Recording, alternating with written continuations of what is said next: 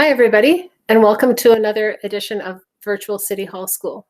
The City of Edmonton is a leader in many ways, and do you know they're also a leader in open data? They were the first city in Canada and North America to sign the International Open Data Charter. Now, you're probably wondering what that is. I'm glad that today's guests can give us some more information. Thank you, Karen, for joining us. Hi, thank you for having me. I'm going to turn the interview over to Sonora, where we can learn some more about open data. Hi, so the first question is, what does open data mean? So I might start by talking a bit about what data is.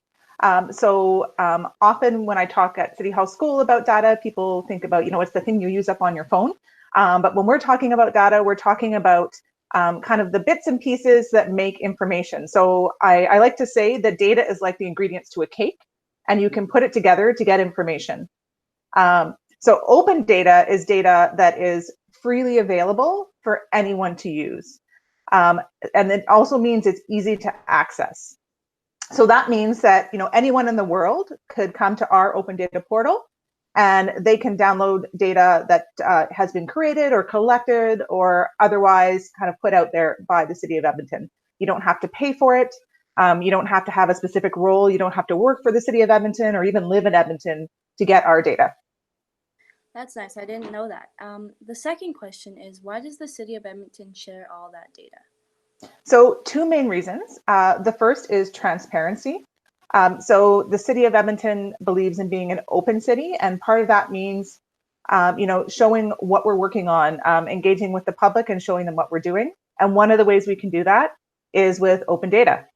So we can put out there, information we've collected in our job as civil servants for the City of Edmonton, and share it with all of our citizens and anyone else who wants to see it. Yeah. And the other reason is to spur innovation. So lots of times there might be companies out there that have a really great idea for an app or something they want to build, and maybe our data can help them. And maybe even there's an app or something that would be great for citizens of Edmonton, but as a City of Edmonton, we don't have the time or the expertise to do it ourselves.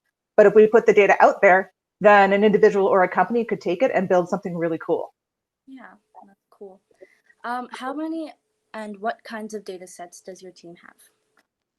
So I'll just have to flip back to my notes for the current numbers. So right now we have 1,165 data sets in our open data portal. So well over 1,000 data sets. When you add in all of the different assets we have in our portal, and by assets, I mean kind of ways to, not just the data sets, but ways to describe the data sets. We have things like graphs, maps, and stories about our data. And so we have almost 2,500 assets in total. That's awesome. In terms of the kinds of data sets, we have everything from one of the favorites of City Hall School, which is all the dog and cat licenses in the city. So you can see by neighborhood all the different breeds of dogs and cats that are licensed, and also pigeons. If you have pigeons, you have to license them apparently. To our real-time transit data. So data that's used by companies to do trip planning, to where we spray for mosquitoes. So a wide range of different types of data. Yeah. Who uses your data and what can they do with it? So even other areas within the city, so other people who work at the city use our data. If you've ever visited edmonton.ca, some of the information on there might be pulled from open data sets. But primarily we put out open data for people who don't work at the city to use. And that could include private citizens who create interesting projects with our data, but also big and small companies. So there are companies doing things with our assessment data. There are companies, as I mentioned, taking our transit data.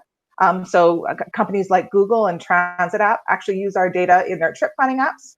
And often journalists use our data too. So if they want to write an article about something the city is doing and it's related to something we have on the open data portal, then a journalist might go there and get information about, say, numbers of bylaw tickets that have been issued, or numbers of assessment values of properties or things like that. Yeah, that's neat. What kind of skills do you need to do your job? So my team has a wide variety of backgrounds. So I myself kind of come to open data from the computer science side of things. So I studied computer science in university because I've always been really interested in technology. But there are folks on my team who come from a visual design background. One of the really interesting things and about working with data is you can take it and you can build really interesting graphs and charts and ways to visualize it. So as I said, open data and data in general is kind of the ingredient. And so having the skills to take that data and make something meaningful out of it and design something that people can understand is, I think, one of the really important skills to have. Awesome. And what do you like most about your job? I think my favorite thing about my job is that I get to work with so many different areas of the city. So I get to learn so much about what the city does. So even though I personally work in an area called Open City and Technology, I get to talk to people from all over the city, you know, everything from the people who spray for mosquitoes to the folks who run the transit system to the people who do property assessments, because we publish all of their open data. So I get to learn so much about the city of Edmonton by working with all those different people. Yeah, that's a good answer. And for the last question, what brings you joy during this time of isolation? So I have 3 kids, and so I've been spending a lot of time with them, and we've been doing lots of exploring of our neighborhood. We're really enjoying the open streets that the city has created to give people more space to bike and walk, and there's one right near our house. And we've also been spending a lot of time planting our gardens. So since we're spending so much time at home this year, we decided we're going to make our garden really beautiful. So I've really been enjoying that. Yeah, that's sweet. Excellent. Well, thank you both for that interview. Perhaps students, when you watch today's interview, it will inspire you to collect some data, maybe make some graphs. Maybe you want to survey the people in your house or virtually survey some people to find out what's your favorite piece of public art in the city. What's your favorite animal at the Valley Zoo? What's a favorite thing you like to do at a rec center? Or maybe you want to collect some data and set some goals. You see, Karen's team helps the city set goals by giving us the data to compare what we planned and what we actually achieved. Maybe you want to set some goals for your family, how many kilometers you can walk this week. Maybe a personal one about how many minutes you want to read or how many times you can skip. So have fun with that challenge. Thanks, Karen, for your time. Thank you again for having me on City Hall School. Glad to have you. And thanks, Sonora. Bye-bye. Bye. Bye.